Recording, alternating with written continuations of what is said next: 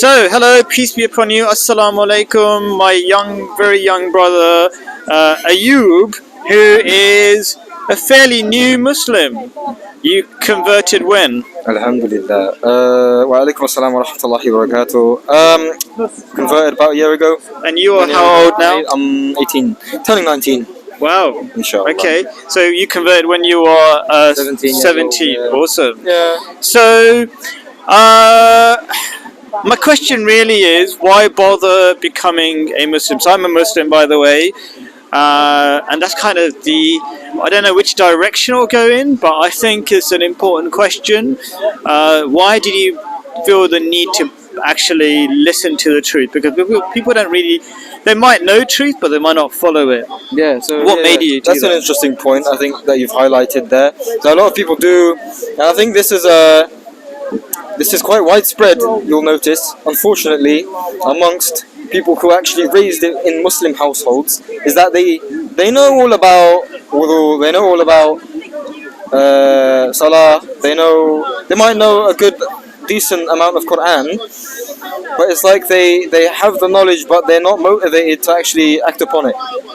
And there must be a route to that. Like, I blame the parents, because I think parents don't do their kids justice. I blame something else. I blame not understanding the spirit behind the actions. If it's just random actions, not meaningful, not beneficial, then you don't have a reason to follow I it. think the parents, it's like they might teach the kids the movements of the salah. They might teach them words of the Quran, but they don't drill they don't properly go through the value or the meaning of the words. So okay, so tell me one value, and I'm going to tell you a value that you can actually see on camera right now in a second. But I want to tell me a value of accepting Islam. A value of accepting Islam, or like a good thing that comes with it. Yeah.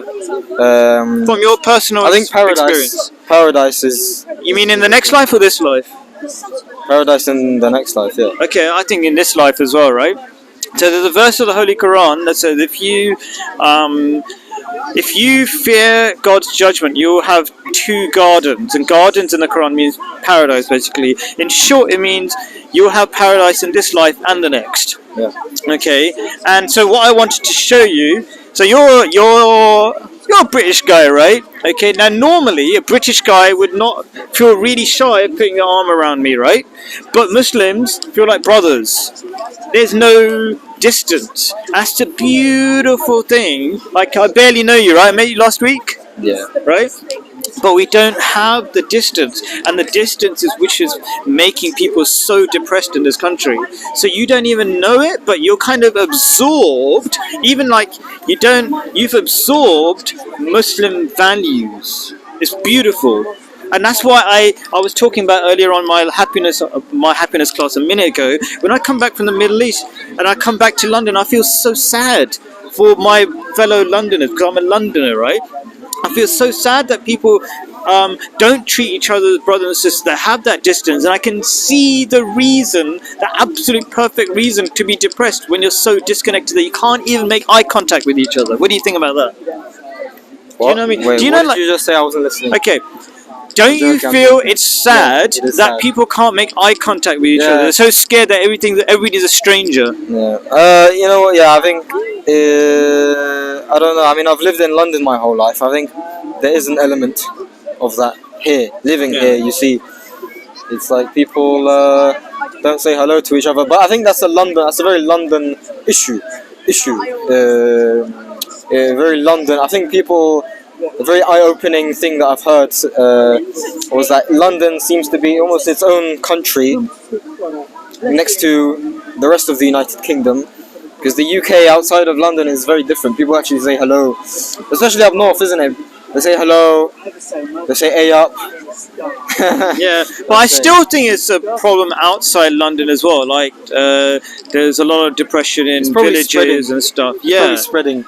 Materialism is spreading. I think atheism is a big disease, like big time.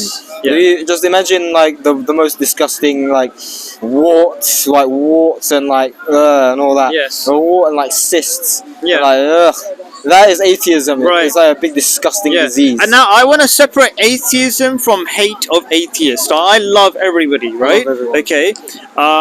Thank you for saying that as well, right? So we just don't like the disease of atheism. And people think atheism is like, oh, it's just not believing in something, right? But actually, it's the most dangerous things to people's happiness. And psychologists will tell you that, right? So atheism means like believing everything is random, basically meaning that there is no meaning, there's no purpose. And that is, according to psychologists, the thing that kills happiness. Because happiness doesn't come from things, it comes from meaning. And if everything's random, there is no meaning. Logically, there cannot be any meaning. And that's also practically what's happening. The reason why people think they're strangers is because everything is random. They say everything is random. We're not brothers and sisters. There's no meaning. There's all accidents. There's nothing.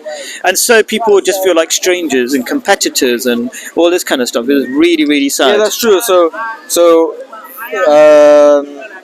Yeah, you're right. I think when people around them, especially in a crowded London street, or let's say you're driving and there's a lot of traffic, all those people are human beings with thoughts and feelings and dreams and ambitions. They're like in your way in that sense. But if you when you say in your way, well, not for me. Yeah. Well, actually, I mean, but physically in your way, of that as well. But what do you mean in your way? Like physically in because your way, you're or in my way competing in that with sense? you? Because I want to go home, and you're in my way, bro. But if we're like under the lens of like within the ummah and all that, then it I'm becomes the whole translating. family. He's been Muslim for so long. 1 year. They picked up all the words, right? Ummah means the family, right? The Muslim family, right? Okay. So you're saying, you don't mean me interrupting, right? But basically, you're kind of saying, yeah, there's loads of people in London. There's loads of crowded and all this kind of stuff. But I'm just going to guess what you're going to say, right? If everybody thought they were part of the same family, then the journey back home, instead of being, annoying people in my way, could be, so many amazing conversations to be had about everybody's little journeys through this beautiful life instead. Yeah. Tell me a little, I don't know if I should tell, what do you think? Tell me a good question to ask this new Muslim about this story. Like how he became, I don't want to go into... After he became Muslim, how did he notice any difference in people that are closest to him? Were there any changes in their opinions towards him? Did they have any interesting questions? So do your family know that you're Muslim? Yeah. And how did they react to you becoming Muslim? I'm not going to make this into a whole Muslim convert story. Maybe we'll do that another time, right? But let's talk about that a little bit. Any reactions to you becoming a Muslim from your family? No, I mean, there's not really anything too interesting to discuss because I think I'm very blessed that my parents and my family, they're fairly accepting and supportive and all that. Yeah. This is my last question because I said I'm going to make it short videos. I like short videos, right? Did they see anything improve in your behavior? Because I think this is really important. Like there's arguments and there's actions speak louder than words. Is there any improvement in your behavior that they saw in you since you became Muslim? Yeah. Give me an example. Akhlaq. What does that mean? You don't know? I don't know. Go on. That's like manners, like adhab, adhab. Manners, Fantastic. Your manners, your mannerisms, your character, politeness and all this. Great. So like respecting your parents maybe. Yeah. Fantastic. That's beautiful. Thank you very much. Thank you very much, Ayub. Thank you, cameraman.